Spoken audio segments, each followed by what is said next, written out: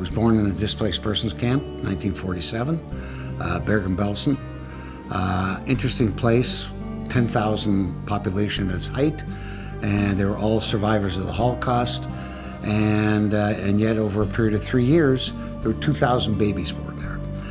Everybody wanted to start life again. To me, they were an amazing group of people, not only survivors, but then having the will to create new families because they'd lost all their families. So I was born there. When I was almost 3, we finally got papers to come to Canada.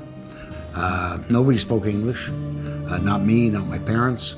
One of the things my father told me was, Eddie, get educated. Where he came from, the world, the government, whatever you want to call it, could take everything away from you. And they did. He said, but whatever's in your head, that's yours. And so I became a lawyer and wanted to do criminal law. I learned 2 things very quickly. It's you hang around criminals. That's what criminal lawyers do. Sort of decided after 6 months this wasn't for me. So I went into commercial law. Practiced law till I was almost 40, for 15 years. And I started reading in the early 90s about these things called real estate investment trusts. Started what became RioCan. I started it with a nothing. We had 8 employees, 6 sort of broken down shopping centers.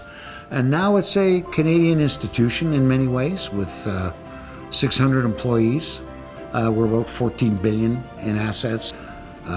We still own a lot of shopping centers.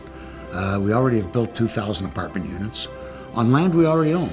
Business adversities, and we've had lots. The early 90s was the worst time for real estate since the Great Depression. But out of those ashes came the opportunity of RioCan. But then even once we got RioCan going, there was the big tech bust, just as we were getting going in 2000. And then there was the great financial meltdown in 2007 and 8. The strategy for building a RioCan had to evolve, and sometimes had to make sharp turns, and not because I had a new idea, because the world changed.